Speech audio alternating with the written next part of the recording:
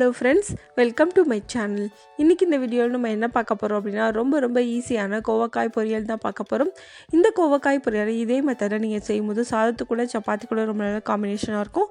வாங்க எப்படி செய்யுதுன்னு வீடியோவில் பார்க்கலாம். அதுக்கு நான் இன்றைக்கி ஒரு 1/4 கிலோ அளவுக்கு கோவக்காய் எடுத்திருக்கேன். அதனால் கழுவிட்டு இது மாதிரி சின்ன பீஸாக கட் பண்ணிக்கோங்க. எல்லா கோவக்காயும் நான் கட் பண்ணி எடுத்து வச்சுருக்கேன். அடுத்து ஒரு கடாயில் 2 ஸ்பூன் எண்ணெய் ஊற்றிக்கங்க. எண்ணெய் ஹீட் ஆனதுக்கப்புறமா 1/2 ஸ்பூன் கடுகு, 1/2 ஸ்பூன் சோம்பு போட்டுக்கோங்க. இது ரெண்டும் நல்லா ஃப்ரை ஆனதுக்கப்புறமா கட் பண்ணி வச்சுருக்க வெங்காயத்தை ஆட் பண்ணிக்கோங்க. நான் இன்றைக்கி ஒரு பெரிய வெங்காயம் எடுத்திருக்கேன். கூடவே ஒரு பச்சை மிளகா, கொஞ்சமாக கருவேப்பிலை ஆட் பண்ணிக்கோங்க. இது எல்லாத்தையும் சேர்த்து நல்லா ஃப்ரை பண்ணிக்கலாம். வெங்காயத்தோட கலர் லைட்டாக சேஞ்ச் ஆகணும், அந்தளவுக்கு ஃப்ரை பண்ணிக்கோங்க. இப்போ வெங்காயம் நல்லா ஃப்ரை ஆகிடுச்சு. இப்போ தக்காளி ஆட் பண்ணுறேன். ஒரு தடவை நல்லா மிக்ஸ் பண்ணி விட்டுக்கோங்க. தக்காளி ஓரளவுக்கு வதங்கினதுக்கப்புறமா மசாலா பொருட்களை நம்ம ஆட் பண்ணிக்கலாம். 1 ஸ்பூன் மிளகாய் தூள், 1/2 ஸ்பூன் மஞ்சள் தூள், 1/2 ஸ்பூன் கரம் மசாலா ஆட் பண்ணியிருக்கேன். இதையும் சேர்த்து நல்லா மிக்ஸ் பண்ணிக்கோங்க. இப்போ இது கூட கட் பண்ணி வச்சுக்க கோவக்காயை நம்ம ஆட் பண்ணிக்கலாம். தேவையான அளவுக்கு உப்பு சேர்த்துக்கோங்க. நல்லா மிக்ஸ் பண்ணி விட்டுக்கோங்க. எல்லாம் நல்லா ஒன்றா மிக்ஸ் ஆகணும், அந்தளவுக்கு மிக்ஸ் பண்ணிக்கோங்க. இப்போ இது கூட கொஞ்சமாக தண்ணி ஊற்றிக்கோங்க. தண்ணி அதிகமாக ஊற்ற தேவையில்லை. 2லேருந்து 3 ஸ்பூன் போல் தண்ணி ஊற்றினா போதும். ஒரு தடவை மிக்ஸ் பண்ணி விட்டுக்கோங்க.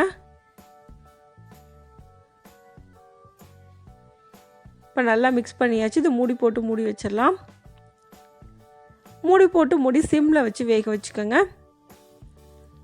ஒரு 5 நிமிஷத்துக்கு அப்புறமா ஓப்பன் பண்ணி பார்க்கலாம். இப்போ ஓரளவு குக் ஆகிருக்கு. இன்னும் கொஞ்சம் குக் ஆகணும். நல்லா மிக்ஸ் பண்ணி விட்டுட்டு மறுபடியும் நம்ம மூடி வச்சிடலாம். மூடி போட்டு அப்பப்போ ஓப்பன் பண்ணி மிக்ஸ் பண்ணி விட்டு குக் பண்ணிக்கணும். அப்போ தான் அடியில் பிடிக்காமல் இருக்கும். ஒரு 10 நிமிஷம் போல் நம்ம குக் பண்ணால் போதும், நல்லாவே குக் ஆயிரும். இப்போ இதை மூடி வச்சிடலாம். ஒரு 5 நிமிஷத்துக்கு அப்புறமா நான் ஓப்பன் பண்ணி பார்க்குறேன். இப்போ நல்லாவே குக் ஆயிடுச்சு. இன்னும் கொஞ்சம் நேரம் குக் ஆனால் போதும். சிம்மில் வச்சு 2 நிமிஷம் போல் நல்லா மிக்ஸ் பண்ணி விட்டு குக் பண்ணிக்கோங்க. இந்த கோவக்காய் பொரியலுக்கு நம்ம தண்ணி அதிகமாக ஊற்றலை. அதனால் நம்ம சிம்மில் வச்சு தான் குக் பண்ணணும். ஹைலியோ மீடியம் ஃப்ளேம்லேயோ நம்ம வச்சு குக் பண்ணோம் அப்படின்னா அடியில் பிடிக்கிறதுக்கு சான்சஸ் இருக்குது. தண்ணி ஊற்றி குக் பண்ணோம் அப்படின்னா கோவக்காயோட டேஸ்ட் நல்லா இருக்காது. இப்போ நல்லா குக் ஆகிடுச்சு. ஃபைனலாக கொஞ்சமாக கொத்தமல்லி இலை போட்டு நல்லா ஒரு வாட்டி மிக்ஸ் பண்ணி விட்டுட்டு நம்ம அடுப்பு ஆஃப் பண்ணிடலாம். இப்போ நமக்கு கோவக்காய் பொரியல் ரெடி ஆயிடுச்சு. இந்த கோவக்காய் பொரியலை இதே மெத்தடில் நீங்களும் செஞ்சு பாருங்கள். இந்த வீடியோ உங்களுக்கு பிடிச்சிருந்தா லைக் பண்ணுங்கள், ஷேர் பண்ணுங்கள், கமெண்ட் பண்ணுங்கள். மறக்காமல் சேனலை சப்ஸ்கிரைப் பண்ணுங்கள். தேங்க்ஸ் ஃபார் வாட்சிங்.